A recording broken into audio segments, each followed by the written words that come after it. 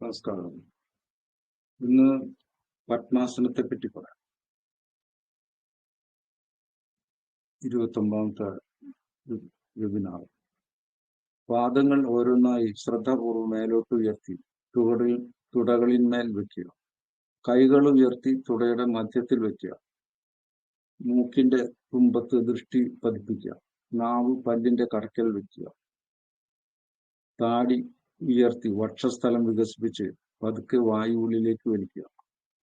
ശക്തിക്ക് അനുസരണമായി ശ്വാസകോശങ്ങളിൽ പതുക്കെ വായു നിറച്ച് അതേപോലെ പതുക്കെ പുറത്തു വിടുക. ഇതിനെയാണ് എല്ലാവിധ വ്യാധികളെയും നശിപ്പിക്കുന്ന പത്മാസനം എന്ന് പറയുന്നത്.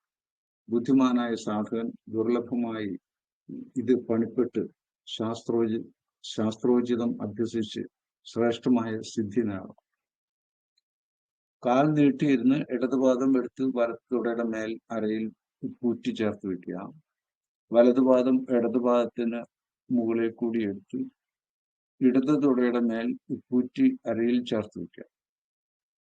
കൈകൾ നീട്ടി തുടയിൽ മുട്ടിലും വയ്ക്കാം. നട്ടെല്ല് നിവർത്തിപ്പിടിച്ച് മുഖം നേരെയാക്കി ശ്രേഷ്ഠമായി ഇരിക്കണം. കണ്ണുകൾ കൊണ്ട് മൂക്കിന്റെ തുമ്പത്ത് നോക്കി നാസാഗ്ര ദൃഷ്ടി മുദ്രയിലിരിക്കണം. നാവ് പല്ലുകളുടെ കടക്കിൽ വയ്ക്കണം. താടി നേരെയാക്കണം. നെഞ്ച് നിവർത്തി വിരിച്ചിരിക്കണം. അവനവന്റെ കഴിവുപോലെ ശ്വാസം സാവധാനം എടുത്ത് വയറും നെഞ്ചും നിറയ്ക്കണം. എന്നിട്ട് തടസ്സങ്ങളൊന്നുമില്ലാതെ സാവധാനം ശ്വാസം ഒരുപോലെ പുറത്തേക്ക് വിടണം. ഇങ്ങനെയാണ് പത്മാസനം. എല്ലാവിധ രോഗങ്ങളും ഇല്ലാതാകും. ആരോഗ്യം മെച്ചപ്പെടും. എല്ലാ ദിവസവും ഇത് പരിശീലിക്കും. നല്ല പരിശ്രമം കൊണ്ട് മാത്രമേ ഈ വിശിഷ്ടമായ ആസനം കൈവശമാകുകയുള്ളൂ. 1 മണിക്കൂർ നേരമെങ്കിലും വിഷമില്ലാതെ ഇരിക്കാൻ കഴിയും. അങ്ങനെയാണ് പത്മാസനത്തിൽ ഇരിക്കാൻ. കാലുകൾക്ക് നല്ല ചലന ശക്തി ഉണ്ടാവും. മുട്ട് അതുപോലെ തന്നെ കണങ്കാലൊക്കെ വളരെ പ്രവർത്തന ക്ഷമത ഉള്ള ഒരാൾക്ക് മാത്രമേ ഇത് ചെയ്യാൻ പറ്റുള്ളൂ. അപ്പൊ അതിന് ചെറുപ്പം മുതൽ തന്നെ പരിശീലിക്കാം. അതല്ലെങ്കിൽ യുവാവായാലും വളരെ കാലത്ത് പരിശ്രമം കൊണ്ട് ഇത് കൃത്യമായിട്ട് ചെയ്യാൻ പറ്റും. 1 മണിക്കൂറെങ്കിലും വിഷമില്ലാതിരിക്കാൻ പറ്റും. നാവ് പല്ലിന്റെ കടക്കിൽ വെക്കാൻ പറ്റും. നാവനക്കാൻ പാടില്ല. അവിടെ ഇങ്ങനെ സ്ഥിരമായിട്ടിരിക്കുന്നു. കൈകൾ രണ്ടും കാൽമുട്ടിനും വയ്ക്കാം, തുടയും വയ്ക്കാം. നട്ടെല്ല് നേരെ പിടിക്കണം. മുഖം നേരെ പിടിക്കണം. എന്നിട്ട് സാധാരണ ശ്വാസം വലിച്ച് ഏതെങ്കിലും പ്രാണായാമങ്ങൾ ചെയ്യുക. ചന്ദ്രഭേദി, സൂര്യഭേദി തുടങ്ങിയ പ്രാണായാമങ്ങളും അനുലോമ വിലോമങ്ങളൊക്കെ മൃത്യുഞ്ജയ പ്രാണായാമങ്ങളൊക്കെ പത്മാസനത്തിൽ ഇരുന്ന് ചെയ്യാൻ പറ്റും. അങ്ങനെയാണെങ്കിൽ വളരെ വേഗത്തിൽ തന്നെ സിദ്ധികളുണ്ടാവും. കുംഭകം ചെയ്ത് പരിശീലിച്ചാൽ വളരെ വേഗത്തിൽ ശരീരത്തിലെ ആരോഗ്യം, ശരീരത്തിലെ എല്ലാ ധാതുക്കളും പുഷ്ടിപ്പെട്ട് നല്ല ആരോഗ്യം ഉണ്ടാവും. പത്മാസനം അനുഷ്ഠിച്ചാൽ ഉടൻ തന്നെ പ്രാണൻ സമനിലയിലെത്തുന്നു. വഴിയാൻ വണ്ണം അഭ്യസിച്ചാൽ സാധകന് സിദ്ധി ഉണ്ടാകുമെന്നതിൽ സംശയമില്ല. പത്മാസനത്തിലിരുന്ന യോഗി പ്രാണൻ, അപാനം തുടങ്ങിയ പ്രാണങ്ങളുടെ വിധാനങ്ങളെ മനസ്സിലാക്കി പ്രാണങ്ങളെ നിറച്ചാൽ എല്ലാ സംസാര ദുഃഖങ്ങളിൽ നിന്നും മോചിതനാകും. ഇത് പരമമായ സത്യമായി മാറുന്നു. പ്രാണൻ, അപാനം തുടങ്ങിയ എല്ലാ പ്രാണങ്ങളും അവിടെ യഥാസ്ഥാനങ്ങളിൽ ചലിക്കാൻ പത്മാസനം കാരണമാകും. അതിനാൽ പത്മാസനത്തിൽ ഇരിക്കുന്നത് തന്നെ ആരോഗ്യപ്രദമാണ്. പത്മാസനത്തിലിരുന്ന് പ്രാണായാമം അനുഷ്ഠിച്ചാൽ പ്രാണൻ സമമായി ചലിക്കും. പ്രാണങ്ങൾ തുല്യമായും സൗമ്യമായും ഒഴുകുന്നു. പ്രാണനാപാന സമാനം, ഉദാനം, ധ്യാനം ഇങ്ങനെയുള്ള പഞ്ചപ്രാണങ്ങളും ഉപപ്രാണങ്ങളും ഇതിനെ സമനിലയിലാക്കാൻ ഉള്ള ഒരു ആസനമാണ് പത്മാസനം. അപ്പോൾ ഇത്തരത്തിലൊരു ഇരിപ്പുണ്ട്. ശരീരത്തിൽ ഉൽപ്പാദിപ്പിക്കപ്പെടുന്ന എനർജി, അതീന്ദ്രിയ ശക്തികൾ ഈ ദേഹത്തേക്ക് തന്നെ കയറി ചലിച്ചുകൊണ്ടിരിക്കുന്നു. അതാണ് കാരണം. കാലുകൾ മടക്കി ഇരിക്കുമ്പോൾ ഒരു ത്രികോണാകൃതിയിൽ രണ്ട് കാലുകൾ ത്രികോണാകൃതിയിൽ കാലിൽ കൂടി വരുന്ന എനർജി ചുറ്റി ദേഹത്തിലേക്ക് തന്നെ കയറി പോകുന്ന അവസ്ഥയാണ് ഈ സിദ്ധാസനത്തിലും പത്മാസനത്തിലും ഉള്ളത്.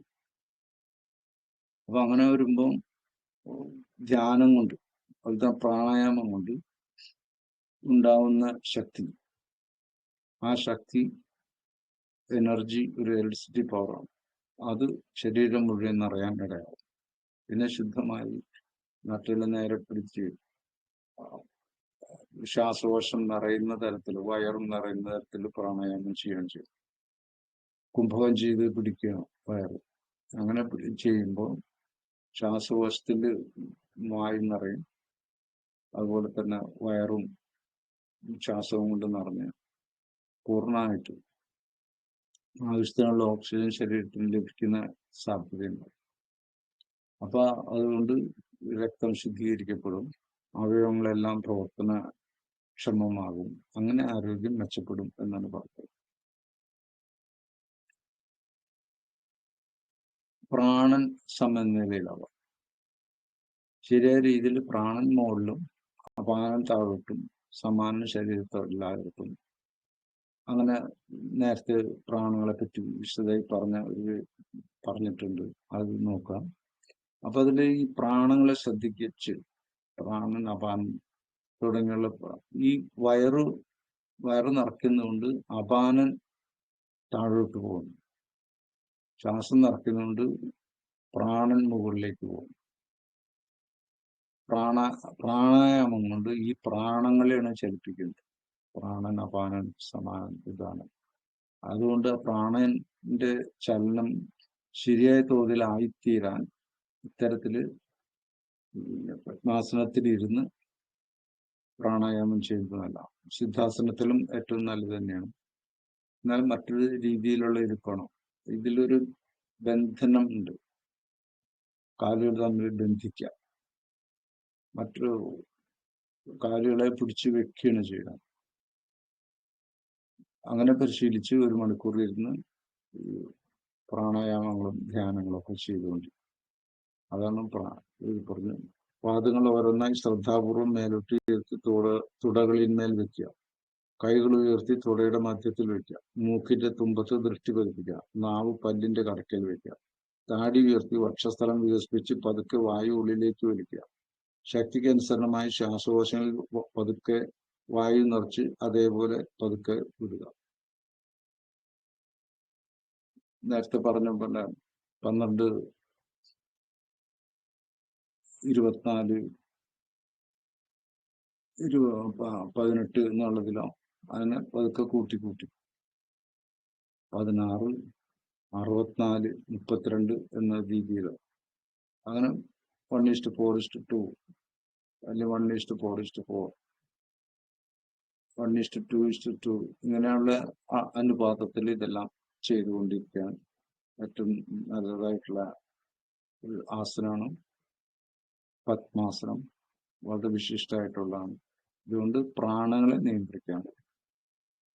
നിയന്ത്രിക്കുന്നതുകൊണ്ട് യോഗിക്ക് തൻ്റെ എല്ലാവിധ കഴിവുകളും അതീന്ദ്രിയ ശക്തികൾ ഉയർന്നു വരാൻ ഇത് കാരണമാവും. യോഗിക്ക് സിദ്ധത്വം ലഭിക്കാനുള്ള ഒരു ആസനമാണ് പത്മാസനം. സിദ്ധാസനവും അതേ വിധം തന്നെ ഏതെങ്കിലും ഒരു രീതിയിൽ ഇരുന്ന് ചെയ്താൽ മതി. ധ്യാനത്തിലിരിക്കാനും പ്രാണായാമം ചെയ്യാനും എല്ലാത്തിനും പറ്റിയ 2 ആസനങ്ങളാണ് സിദ്ധാസനവും പത്മാസനവും. ശരി.